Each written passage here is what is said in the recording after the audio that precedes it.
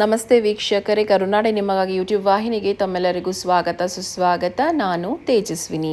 ಪ್ರೀತಿಯ ವೀಕ್ಷಕರೇ, ಇವತ್ತು ನಾನು ಮಾರ್ಚ್ 3ನೇ ತಾರೀಕು ಕೇತು ಗ್ರಸ್ತ ಚಂದ್ರಗ್ರಹಣ ಏನು ಆಗ್ತಾ ಇದೆ ಅದರ ಬಗ್ಗೆ ಕೆಲವೊಂದು ಜ್ಯೋತಿಷ್ಯದ ಮಾಹಿತಿಯನ್ನು ನಿಮಗೆ ತಿಳಿಸ್ಕೊಡೋಣ ಅಂತ ಬಂದಿದ್ದೀನಿ ಸ್ನೇಹಿತರೆ. ಮೊದಲಿಗೆ ಚಂದ್ರಗ್ರಹಣ ಅಂತ ನಿಮಗೆ ಸುಲಭವಾಗಿ ಅರ್ಥ ಆಗಬೇಕು ಅಂತ ಹೇಳೋದಾದರೆ, ಸೂರ್ಯ ಹಾಗೂ ಚಂದ್ರನ ಮಧ್ಯ ಭೂಮಿ ಬಂದಾಗ ಭೂಮಿಯ ನೆರಳು ಚಂದ್ರನ ಮೇಲೆ ಬಿದ್ದಾಗ ಅಲ್ಲಿ ಗ್ರಹಣ ಸಂಭವಿಸುತ್ತದೆ ಅಂತ ಅರ್ಥ. ಅದೇ ರೀತಿ ಸೂರ್ಯ ಹಾಗೂ ಭೂಮಿಯ ಮಧ್ಯ ಚಂದ್ರ ಬಂದು ಚಂದ್ರನ ನೆರಳು ಭೂಮಿಯ ಮೇಲೆ ಬಿದ್ದಾಗ ಅದು ಸೂರ್ಯಗ್ರಹಣ. ಹಾಗಾಗಿ ಈ ಬ್ಲಡ್ ಮೂನ್ ಅಂತ ಎಲ್ಲ ಎದುರಿಸಿದ್ರೆ ಖಂಡಿತವಾಗ್ಲೂ ಭಯ ಪಡುವ ಅವಶ್ಯಕತೆ ಇಲ್ಲ.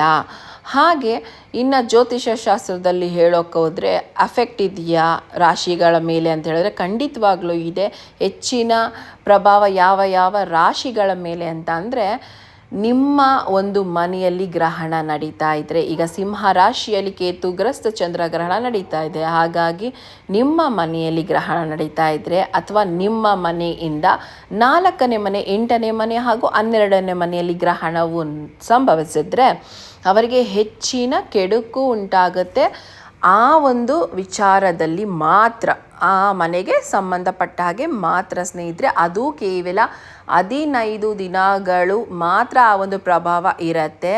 ನಿಧಾನವಾಗಿ ಅದು ಕಡಿಮೆ ಆಗ್ತಾ ಹೋಗುತ್ತೆ.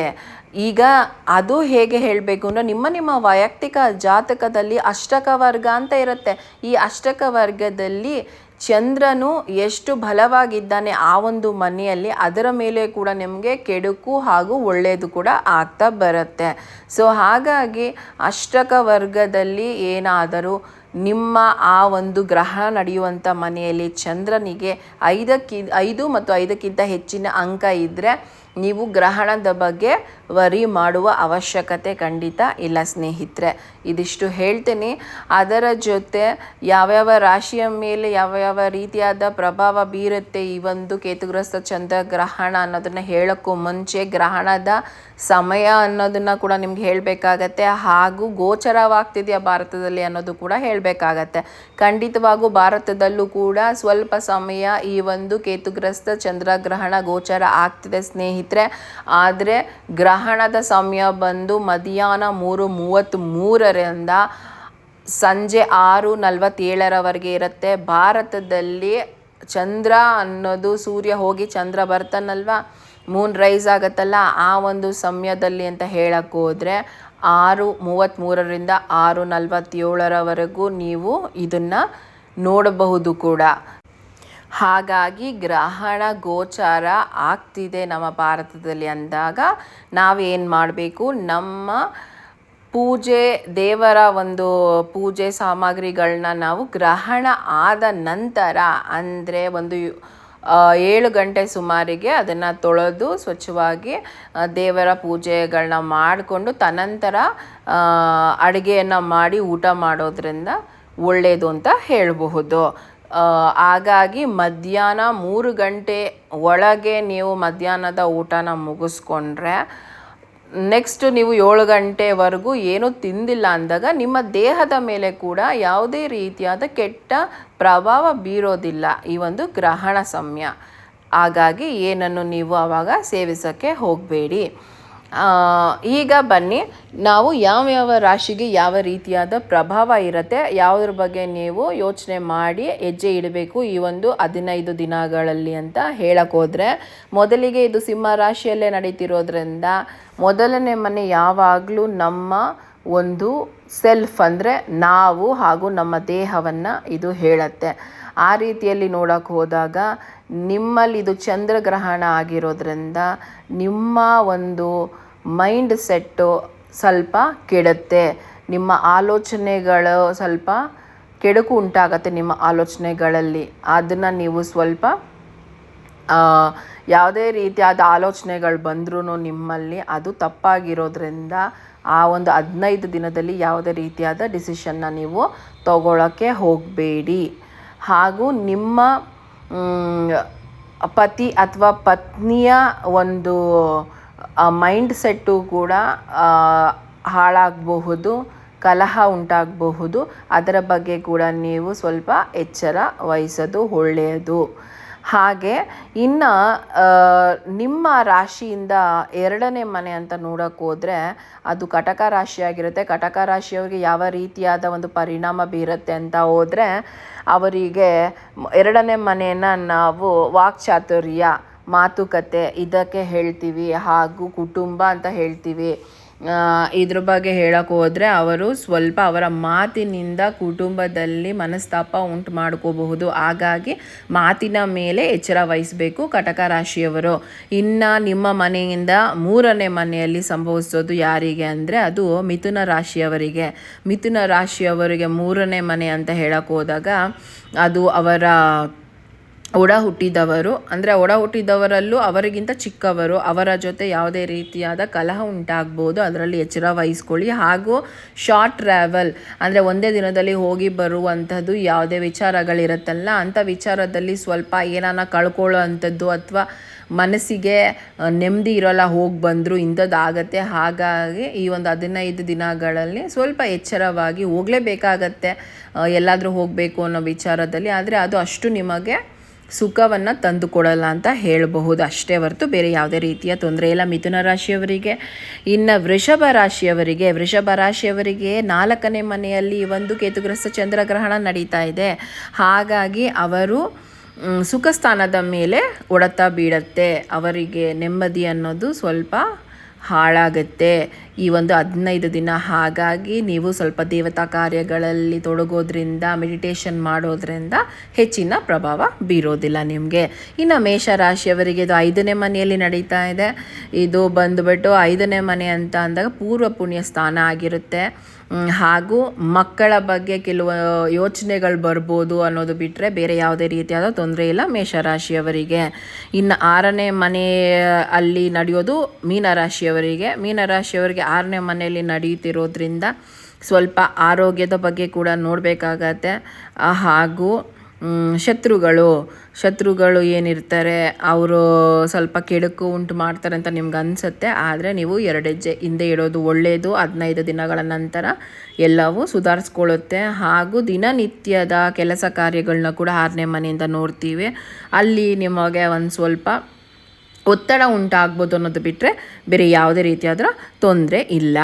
ಇನ್ನು ಕುಂಭರಾಶಿಯವರಿಗೆ 7ನೇ ಮನೆಯಲ್ಲಿ ನಡೆಯೋದ್ರಿಂದ ಗಂಡ ಹೆಂಡತಿ ಅವರ ಒಂದು ನಡುವೆ ಕೆಲವೊಂದು ಮನಸ್ತಾಪಗಳು ಉಂಟಾಗಬಹುದು. ಹಾಗಾಗಿ ಸ್ವಲ್ಪ ಎಚ್ಚರ ವಹಿಸಿ ನಿಮ್ಮ ಮಾತುಗಳನ್ನ ಆಡುವಾಗ ಅನ್ನೋದನ್ನು ಒಂಚೂರು ಎಚ್ಚರ ವಹಿಸಿದ್ರೆ ಸಾಕು. ಇನ್ನು ಪಾರ್ಟ್ನರ್ಶಿಪ್ಪು ಕೂಡ 7ನೇ ಮನೆಗೆ ಬರುತ್ತೆ.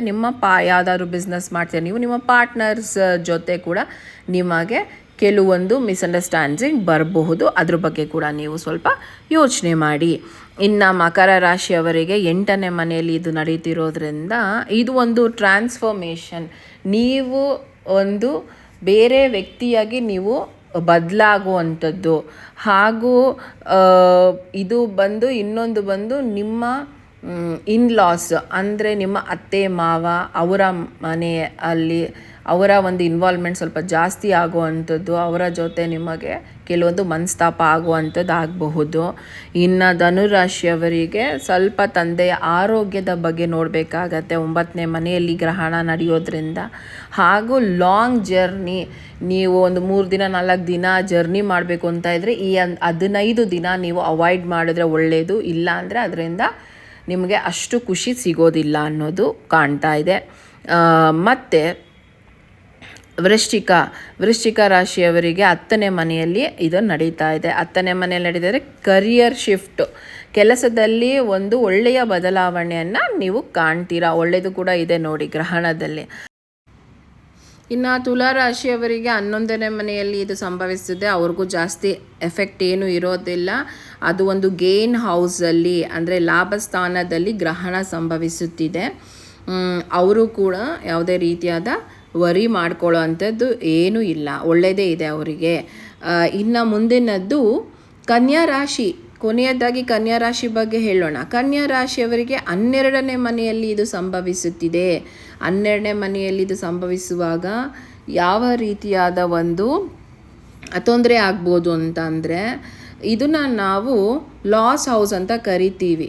ಸೊ ಇದು ಒಳ್ಳೆಯದು ಅಲ್ಲ, ಇದೊಂದು ದುಸ್ಥಾನ. ಹಾಗಾಗಿ ಮೋಕ್ಷ ಮನೆ ಅಂತಲೂ ಕರಿತೀವಿ ಇದನ್ನು. ಲಾಸ್ ಹೌಸ್ ಅಂತ ಇದ್ದವಾಗ ನೀವು ಯಾವುದೋ ಒಂದು ಡಿಸಿಷನ್ನ ತೊಗೊಂಡ್ರೆ ಅದು ಖಂಡಿತವಾಗಿ ಲಾಸ್ ಆಗೇ ನಿಮಗೆ ಟರ್ನ್ ಆಗುತ್ತೆ ಹೊರತು ಅದರಿಂದ ಯಾವುದೇ ರೀತಿಯಾದ ಲಾಭ ಬರಲ್ಲ ಈ ಒಂದು ಸಂದರ್ಭದಲ್ಲಿ. ಹಾಗಾಗಿ ಈ ಒಂದು ಕಂಪ್ಲೀಟ್ ಮಾರ್ಚ್ ತಿಂಗಳು ನೀವು ಯಾವುದೇ ರೀತಿಯಾದ ಇನ್ವೆಸ್ಟ್ಮೆಂಟ್ ಬಗ್ಗೆ ಯೋಚನೆ ಮಾಡೋಕ್ಕೆ ಹೋಗಬೇಡಿ, ಹೊಸದನ್ನು ಶುರು ಮಾಡೋಕ್ಕೆ ಹೋಗಬೇಡಿ.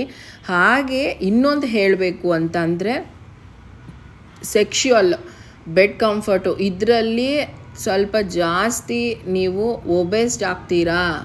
ಯಾಕಂದರೆ ಚಂದ್ರ ಅಲ್ಲಿ ಬಂದಿರೋದು ಕೇತು ಜೊತೆ ಅಂದಾಗ ನಿಮಗೆ ಸೆಕ್ಷುವಲ್ ಇಂಟ್ರೆಸ್ಟ್ ಜಾಸ್ತಿ ಇರುತ್ತೆ, ನಿಮ್ಮ ಪಾರ್ಟ್ನರ್ಗೆ ಇರೋದಿಲ್ಲ. ಹಾಗಾಗಿ ಎಲ್ಲವನ್ನು ಯೋಚನೆ ಮಾಡಿ ನೀವು ಮುಂದುವರಿಯೋದು ಒಳ್ಳೆಯದು ಕನ್ಯಾ ರಾಶಿಯವರು ಅನ್ನೋದನ್ನು ಹೇಳೋಕ್ಕೆ ಇಷ್ಟಪಡ್ತೀನಿ. ಹಾಗೆ ಯಾವುದೇ ರೀತಿಯಾದ ಡಿಸಿಷನ್ಸ್ನ ತೊಗೊಳಕ್ಕೆ ಹೋಗಬೇಡಿ ಈ ಮಾರ್ಚಲ್ಲಿ, ಅದು ಖಂಡಿತವಾಗ್ಲೂ ನಿಮಗೆ ಲಾಸ್ ಆಗಿ ಟರ್ನ್ ಆಗುತ್ತೆ. ಇದಿಷ್ಟು ರಾಶಿಗಳ ಒಂದು ಗ್ರಹಣದ ಫಲ ಆಗಿತ್ತು ಸ್ನೇಹಿತರೆ.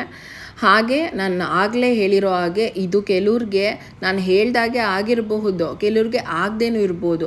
ಯಾಕೆ ಅದು ಅಂತ ಅಂದರೆ, ಒಂದು ನಿಮ್ಮ ಒಂದು ಜಾತಕದಲ್ಲಿ ಈ ಒಂದು ಸ್ಥಾನದಲ್ಲಿ ಚಂದ್ರನು ಬಲವಾಗಿ ಇದ್ದರೆ ನೀವು ಇದ್ರ ಬಗ್ಗೆ ಯೋಚನೆ ಮಾಡುವ ಅವಶ್ಯಕತೆನೇ ಇರಲ್ಲ. ಅದು ಯಾವುದೇ ರೀತಿಯ ತೊಂದರೆ ಅಂತ ನಾನು ಹೇಳಿರ್ತೀನಿ, ಅದು ಸುಮ್ಮನೆ ಸ್ವಲ್ಪ ಬಂದು ಹೊಟ್ಟೋಗುತ್ತೆ.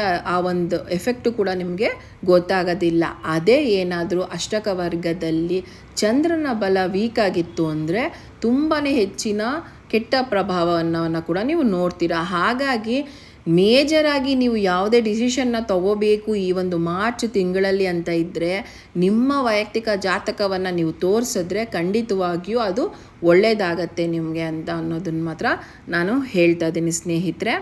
ಸೊ ಇದಿಷ್ಟು ಕೇತುಗ್ರಸ್ತ ಚಂದ್ರಗ್ರಹಣದ ರಾಶಿಗಳ ಮೇಲೆ ಆಗುವಂಥ ಪ್ರಭಾವದ ಬಗ್ಗೆ ನಿಮಗೆ ತಿಳಿಸ್ಕೊಟ್ಟಿದ್ದೀನಿ. ನಾನು ಕೊಟ್ಟಿರುವಂಥ ಈ ಮಾಹಿತಿ ನಿಮಗೆ ಇಷ್ಟ ಆಗಿದೆ ಅಂತ ಭಾವಿಸ್ತಾ ಈ ಒಂದು ವಿಡಿಯೋನ ಮುಗಿಸ್ತಿದ್ದೀನಿ. ಇದೇ ರೀತಿಯಾದ ಹೆಚ್ಚಿನ ಮಾಹಿತಿಗಳು ನಿಮಗೆ ಬೇಕಾಗಿದ್ದಲ್ಲಿ ನಮ್ಮ ಚಾನಲ್ನ ಸಬ್ಸ್ಕ್ರೈಬ್ ಮಾಡೋದನ್ನು ಮರಿಬೇಡಿ. ನಮಸ್ತೆ.